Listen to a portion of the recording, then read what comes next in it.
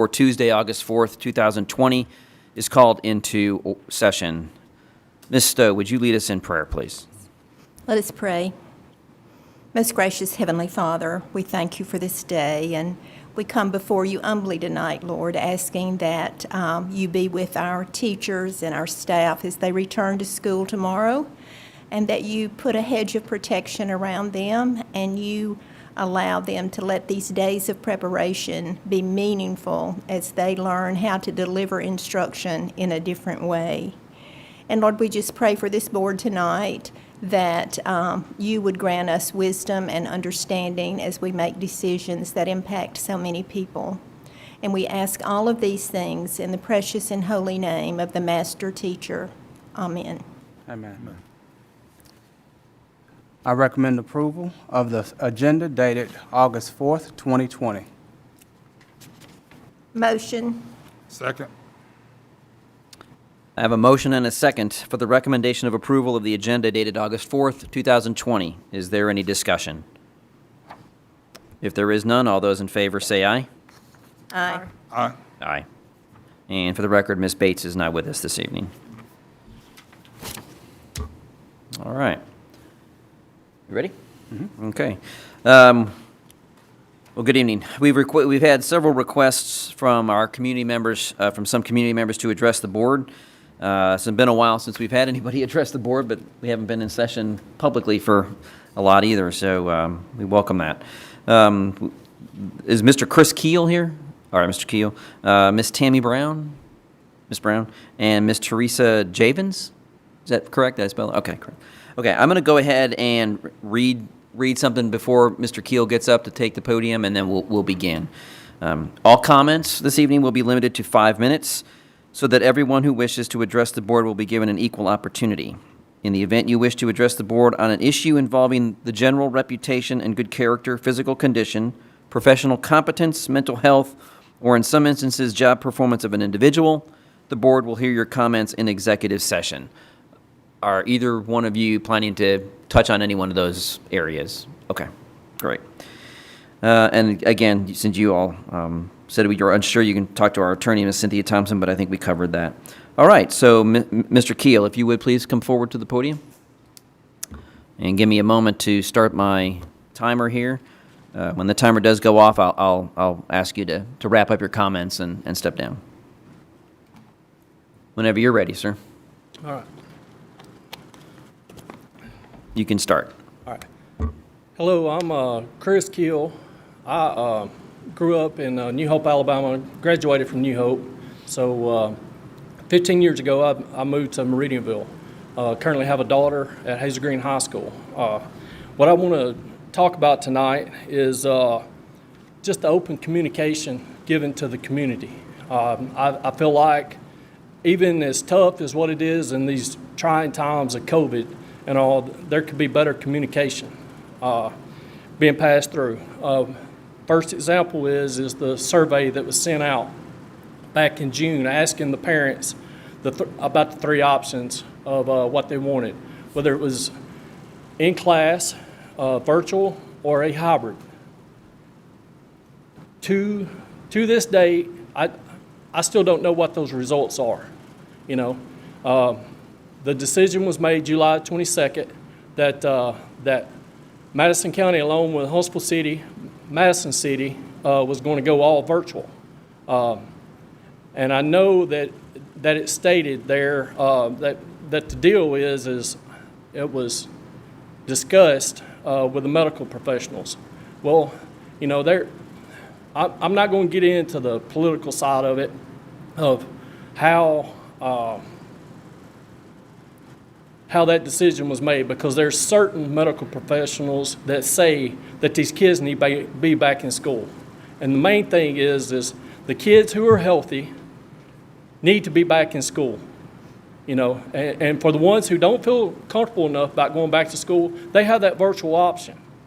You know, I read the post there on the Facebook page, and it stated there that most of the parents had already agreed to the virtual. Well, what about the parents who agreed, you know, to the in-school? You know, why don't we have that result? Because I've been told that it was 65% of the people in Madison County wanted their kids back in school. And that goes right along with an article that I read today about Etowah County.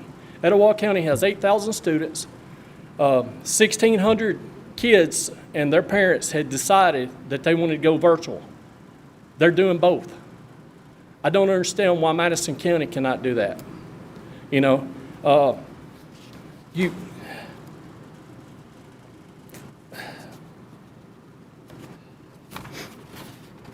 the decision that was made there July 22nd, I want to know if that decision was made as a whole, the board and the superintendent, or was that a spur of the moment deal? Because that's what's leading me into the extracurricular activities. You know, I know I was told by two board members and the superintendent that y'all haven't had formal discussions. Well, if you haven't had formal discussions and all, will there be something brought up about that if that happens? And if it does happen, what is the criteria for that, you know, to cancel? The other thing too is would it be area specific or county-wide, you know, if you shut this down? And the big thing is the parents of these healthy kids who have been already practicing this entire summer and spent time together and all, the time and money that they put out, because I was contacted by several parents prior to coming here from their kids playing sports back last spring. They paid their fees, but yet have not heard anything about getting their money refunded or credited. Is there a policy in effect that states that if a sports season gets canceled, that parent gets refunded for their money? You know, and finally, these kids need to return more to a normal academic and extracurricular life than just having some adult say, well, you know, we need y'all to mask up and just basically live in fear here, because that's what we're teaching our kids right now, especially the healthy ones. The healthy ones need to be involved. You know, they can mask up at school, and that's fine.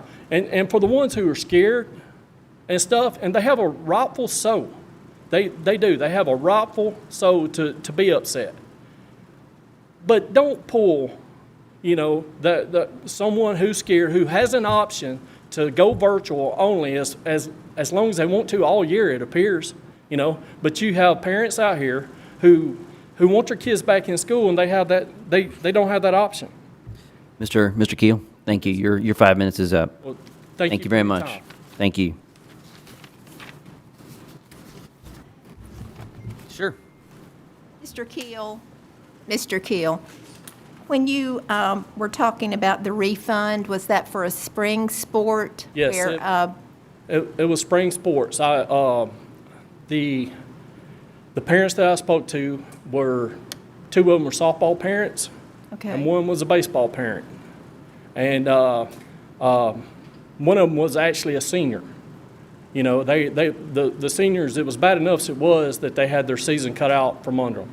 But they raised all this money, and to date, their school or their coach has not got in touch with them to let them know whether or not, you know, they're even going to be refunded. And they're scared to even say anything, because two of them are underclassmen. It was personal money or it was fundraising money? It was personal money. Okay. You know, I'm sure and granted, it is a someone will- mixture of personal and fundraising. course. And even if it's fundraising, that kid took the time to fundraise it, and that parent took the time to contact the business.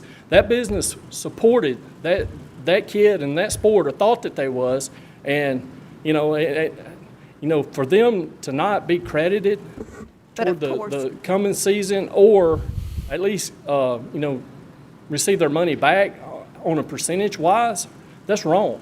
I'm sure that Mr. Perkins will look into that. And of and I course, hope in he all does. fairness to the coaches, they were not back on campus, you know, when the children left in mid-March, so did they. So Well, but I that's- just want to make sure that does not fall through the cracks. You know, we there's appreciate so that. much This going is on Hazel right Green now. High, right? What's that? Hazel Green High School? There was Buckhorn High School, New Hope High School, and Hazel Green. That didn't get their money back? That I'm aware of. Okay, Just, are you done? thank you. Sorry. You done? I'm done. And just for your knowledge, Mr. Keel, that there is, as of right now, there is no intention to cancel fall athletics at this time, based on guidance from the superintendent and based on guidance from the Alabama High School Athletic Association. So at this moment, we're moving forward with high school athletics. My question then would be that when that decision's made, is that a decision that the board and the superintendent as a whole makes? Or is that a superintendent only? You know, A decision to cancel the sports? Yes. If it would likely be a decision that would be both the board and the superintendent, with the superintendent coming to the board with that recommendation if it were to come to that. And the other thing too is the cancellation of in school there on July 22nd. Was that decision made by the board and the superintendent, or were you made aware of it? Or Say again? Yeah, we're not, that's something that we're not going to get into at this moment, but I just wanted to let you know that right now, athletics is moving forward in Madison County school system for the 2020-2021 school season. so what you're telling me though is Mr. Keel, I'm going to go ahead and I answered your question and I provide you with a response, and I'm going to ask Well, if you thank step aside. I appreciate your time, and thank you very much for coming to address the board. Okay. Ms. Brown, thank you. I need to get my glasses back.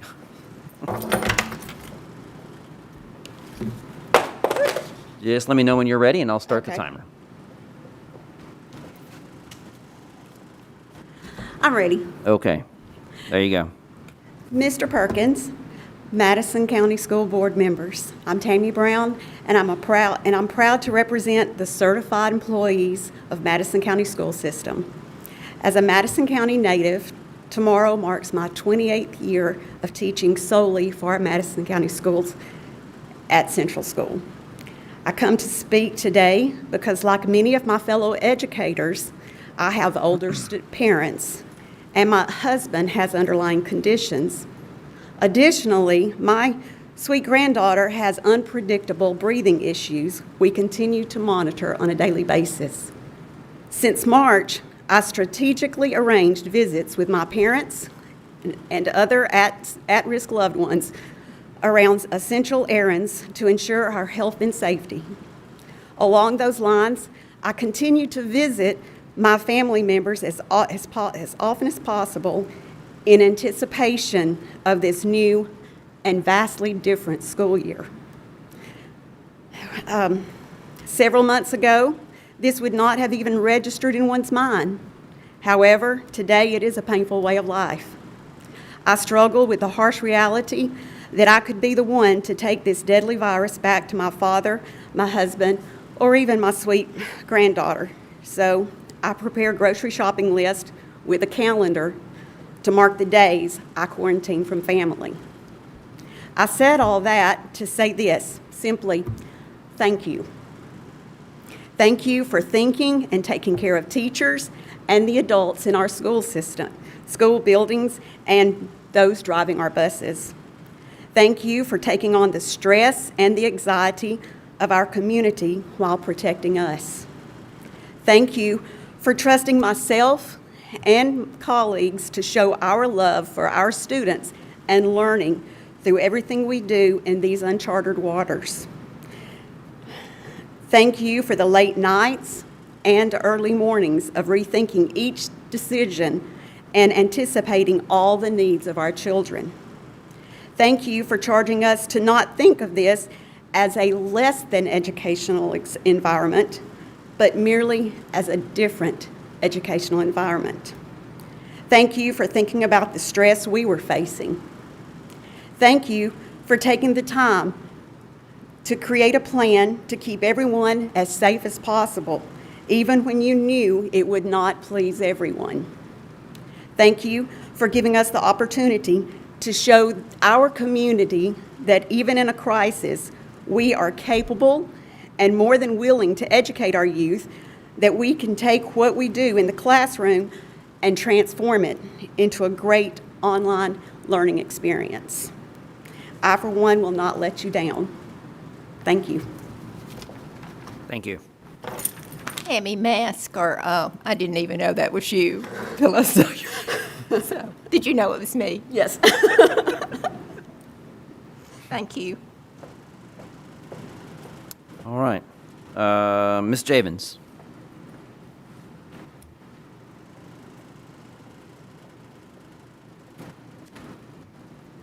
Okay, my name is Teresa Jenkins. I'm here to address Mr. Perkins and the school board members. I'm here this afternoon speaking for many of the Madison County School Support employees. As COVID-19 numbers were increasing and we received the August 19th start of school date, many of the support employees started sharing their personal stories and concerns. We learned that we have support employees that have weak immune systems. Some have diabetes, COPD, asthma, and other respiratory diseases. We have support employees that are undergoing chemo treatments for cancer or help and care for other family members that are undergoing treatments. Some are primary caregivers for their elderly parents. My husband has a chronic inflammatory disease, so many of us have spouses and we have children that are at high risk at home. We also know that many of our bus drivers are of retirement age, yet they take on the role of bus driver for the health insurance benefit. These drivers would be vulnerable since they would have so many children on their buses, yet they would have no way to social distance them. So we had a lot of concerns. Because of those concerns, there was a lot of relief when you made your decision to conduct the first 9 weeks of school remotely. We realized how hard it was for you to make this difficult decision, and we wanted you to know that we appreciate the fact that the health and safety of support employees was also considered in your major decision in this process. Thank you for your decision, and thank you for all the hard work that you're doing to make Madison County schools safe for us all. Thank you. Thank you, Ms. Javins. All right. Moving on. Mr. Perkins. Informational items. Discussion of Wellstone MOU. Mr. Trawick.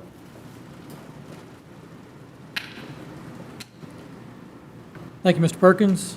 Good evening, board members. You guys should all have a copy of the proposed 2020-2021 MOU from Wellstone before you guys tonight. I highlighted in blue just the main key points for you guys to review. Really, there are no proposed changes from the last 2 years with this agreement. It's important to note that Wellstone has served, just in 2019-2020 school year, they served over 600 students through mental health services with students that are enrolled in Madison County schools. And it's also important to note that just between March and May, during our remote learning option or remote learning period, there were over 1,500 interactions, whether it be teletherapy, face-to-face interactions, phone calls with our school-based therapist.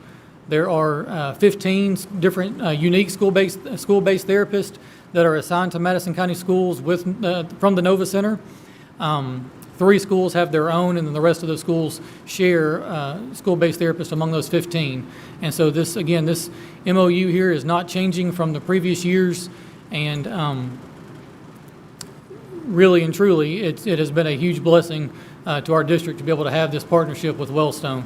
So I ask that you guys consider this again for the 2021 school year, and I'll open to any questions you guys have about it.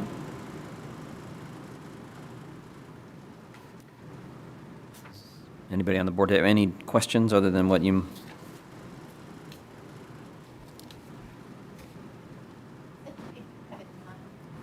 Who did you have in mind at each school to serve as the liaison? Yes, ma'am. The gatekeeper at each school, it will be the counselor. Okay. And generally how that works, Mrs. Stowe, the counselor, because our employees have that relationship built already with the students and the families, they're the ones that make that initial contact with those families when we feel as though that those services may be of benefit to those students.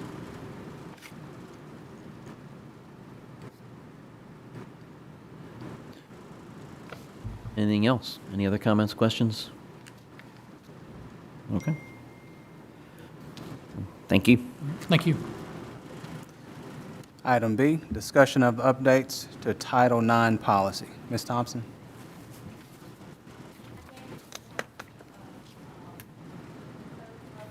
You got your... We can't hear you. Are you turned on? Turned on. Sorry, can you hear me now? It's Pull it green. closer to you. I gave you a copy of your current policies. When you think of Title IX, you often think of athletics, but this is not an athletic discussion. This is about sexual harassment. I gave you a copy of your current policy, 611 on student sexual harassment and 514 on employee sexual harassment, and then 2 proposed drafts for your consideration. What has happened is that the U.S. Department of Education Office of Civil Rights has issued new regulations governing sexual harassment and sexual assault on school campuses. One of the primary targets of the new regulation were colleges and universities, but they do cover K-12 as well, or pre-K-12 as well. And so as a result, 2 of your policies have to be updated, and they need to be updated this month at your next meeting. There's one other policy that probably will need to be created. We're looking into that. And then there'll need to be some updates to your code of conduct for next year. But for now, I'm advising you to take the first step in this process. There's also a lengthy procedure that you will need to be developing. But so at this point, I'm advising you to take this first step and update these 2 policies so that they're in compliance with the regulations, and then I will work with Mr. Kubik, and we will develop the regulations in conjunction with the Alabama Association of School Boards, who were was the agency that drafted these policy drafts. The new regulations are over 2,000 pages in length. They are a complete overhaul of the previous guidance from the Office of Civil Rights. The regulations are being challenged legally. There are 17 or 18 states that have sued to try to seek an injunction to stop these from going into effect. So we didn't jump on this earlier in the summer to put this in place thinking there was a possibility that it wouldn't be enjoined and you wouldn't be moving forward until that was litigated. But to my knowledge, none of those injunctions have been granted yet. So at this point, you're up against the deadline for implementation, and so our suggestion is that you move forward. The proposed policies, like I said earlier, that were presented to you come from the Alabama Association of School Boards Policy Pipeline. That's a service that you subscribe to. You know, back in 2010 and 11, the board changed the policy manual structure and went with the AASB policy manual, which was modified each individual policy to tailored to Madison County's needs. And so we track that with those annual updates, and Mr. Kubik and I participated in this year's policy pipeline review last week. It was a webinar. AASB has stated that they will be providing a toolkit for the creation of your new procedures under these policies. And the regs do give you time to implement those procedures. So you're going to need policy changes, procedures, forms, a new email contact for your Title IX coordinator, changes to your code of conduct, notices, and training.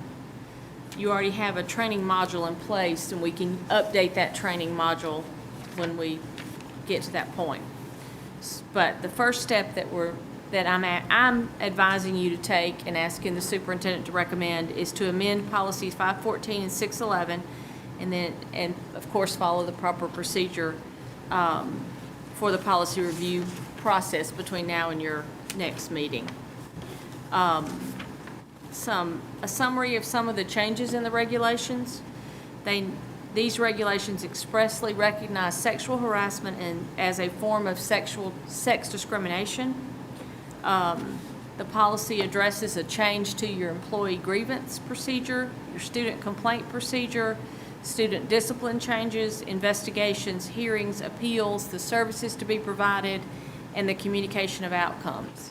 Like I stated before, this is not in relation to athletics.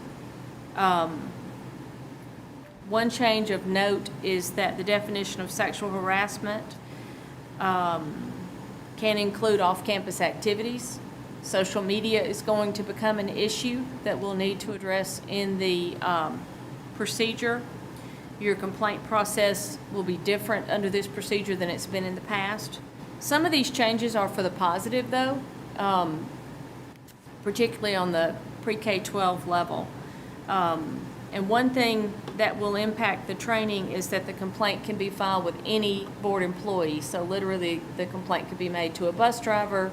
In the past, it was administrators levels, people that reports were made to, but any employee can receive a report and has responsibilities. So it will be definitely a change in how these things are handled in the future. Where does it say outside of school? Yeah, I was gonna. That's not in the policy, that's in the regulations, so that will have to be addressed in the procedure.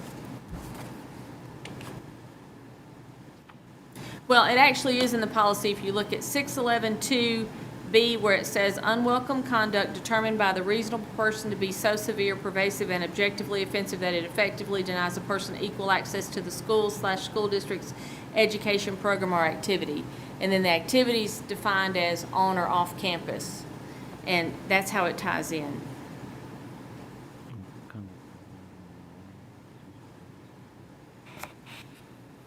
All right, so this would be included in the code of conduct in 21, The code of 22? The code of conduct contains your sexual harassment policy.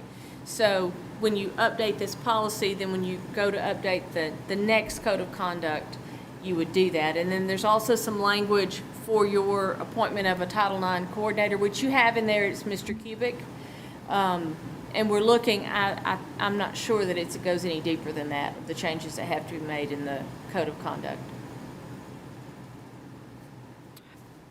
Wow, that the issue of off-campus or out-of-school stuff, that's really vague and difficult. I mean, we could be held responsible for actions of another individual You're not held responsible. necessarily tied to the school system. It's the investigative piece, that you investigate and determine whether an offense occurred. You're not held responsible for these things or Right. preventing them from happening. It's you investigating whether there's been an offense committed. What is our timeline on this as far as being implemented? The regs say you have up to a year, but that's being disputed.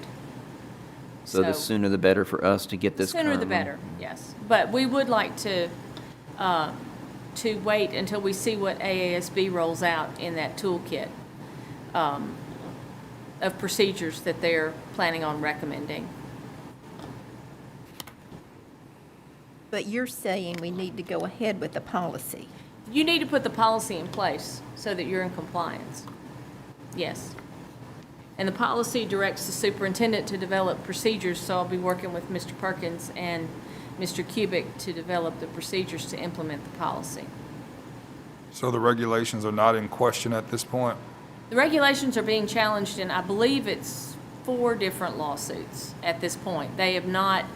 There's not been any rulings that I'm aware of. I tried to do a quick search today to see if anything had been issued in any of those cases, but there are motions for injunctions pending, and of course, everyone knows that they go into effect on August the 14th, which is why your school starts back on the 19th, so that's why I would like for you to approve it on the 18th, so you have it in place before school starts back.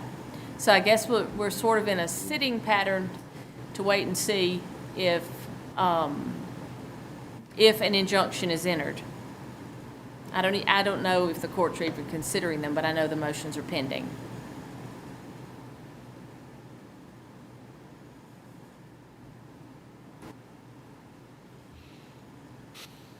Any other questions? Mary Louise? Okay. Thank you, Ms. Thompson. Informational item C, construction updates. Mr. Kuzort.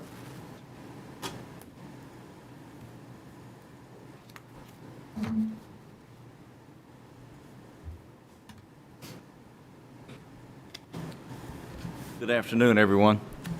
It's a fun time for construction updates, something a little bit lighter. This is an update based off of 8-4, so go through it quickly for you. New Hope Classroom, they are at 85% complete in those 8 classrooms. We had an overhead inspection a couple of weeks ago. That's looking for all electrical, mechanical, plumbing, everything that's going to be above the ceiling grid. There were some things that did not pass. They're back up there getting that straightened out now.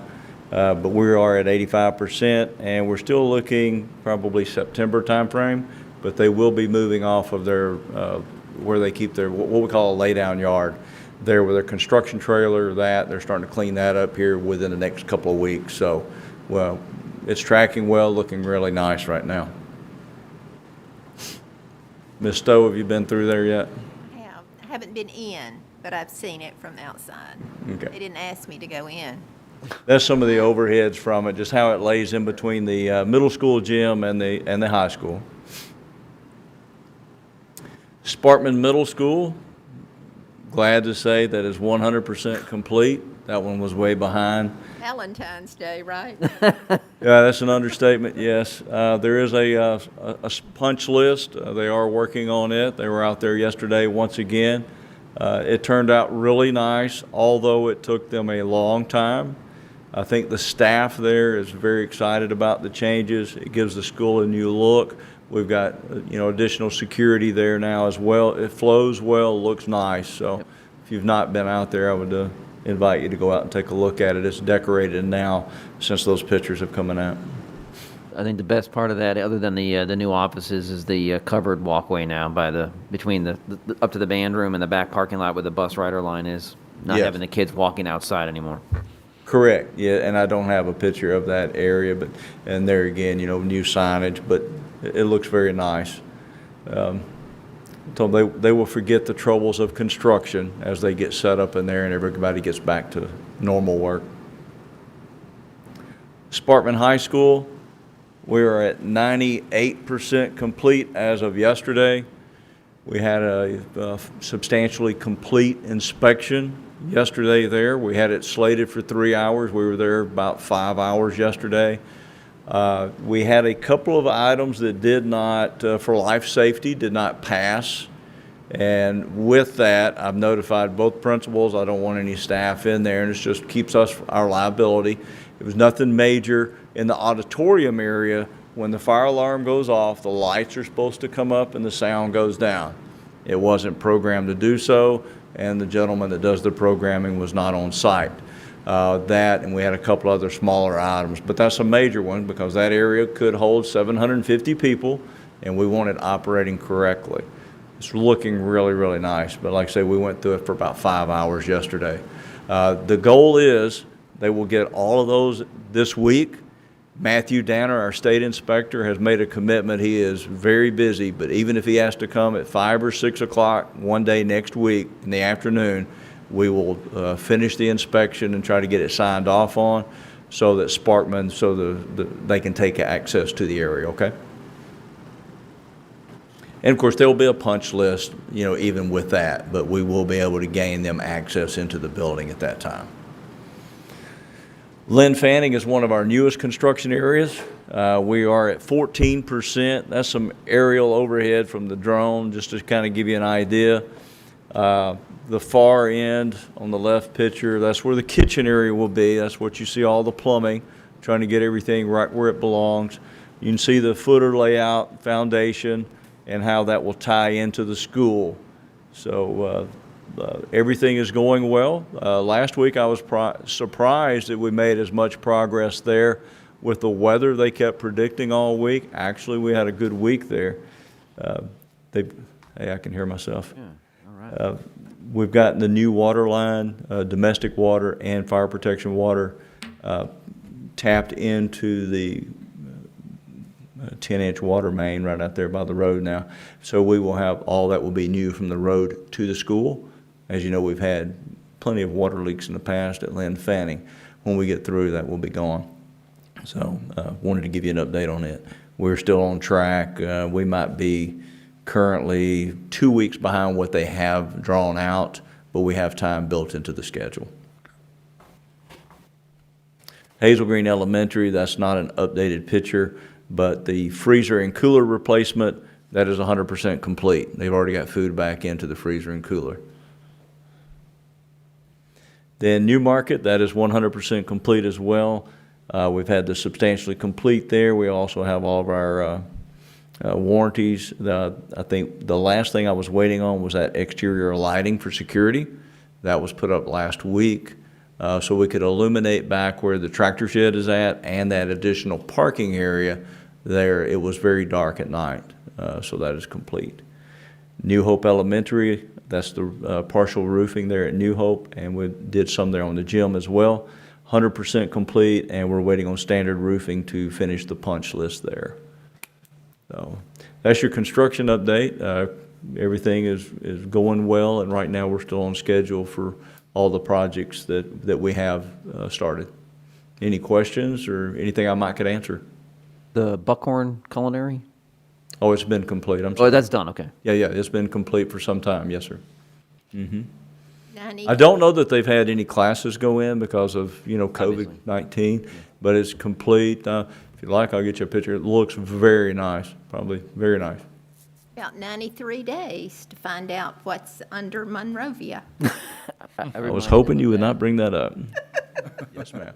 I actually marked that for the concrete cutter, but they didn't show up when they were supposed to have, so there's construction for you. I do have some paint on the concrete out there. Don't worry, we will extend you a special invitation to the reopening of Davy Jones's Walk. Promise. Absolutely.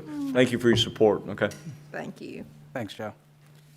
And thanks for getting the lights turned off at Madison County Elementary.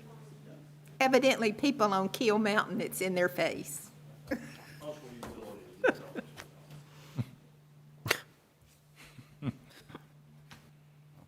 Administrative items.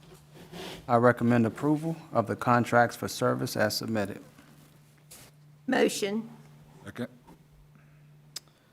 I have a motion and a second for the recommendation of approval of contracts for services as submitted. Any discussion, questions? Is Karen, I'm assuming Karen's online if anyone has any questions.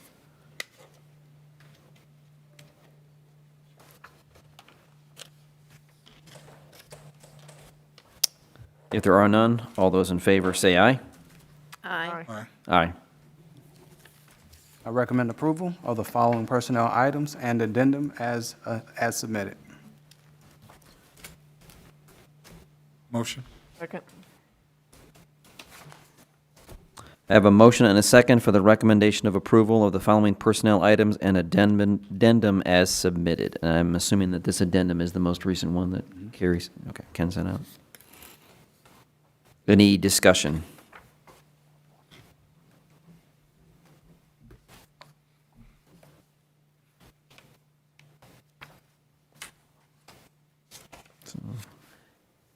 If there's no discussion, all those in favor say aye. Aye. Aye. Aye. Aye. Item C, I recommend approval of the supplements as submitted. Motion. Second.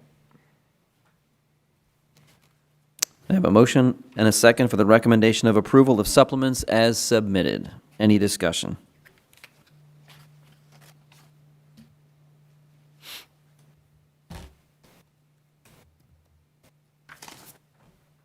If there are none, all those in favor say aye. Aye. Aye. Aye. Aye. All right. That concludes all the agenda items. We do have an executive session scheduled. Ms. Thompson, you have a Here's the certificate. certification. You can leave it there. That's fine. That's fine. So we're not voting on anything when we return from the executive session. I don't believe so. So when we do return from executive session, we will just be adjourning for the evening. You are more than welcome to wait for that adjournment if you so choose. I don't know how long we'll be, but you're welcome to stay. Anything from the board members before we cut out for the executive session? Any comments or anything?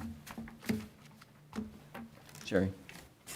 I guess on the virtual learning, do we feel like we have 100% coverage for every single child? What do you mean? When you say coverage, Like everybody is going to have a device and connectivity? Do we think it's going to be 100%? we're gonna be able to service all of our students. Okay.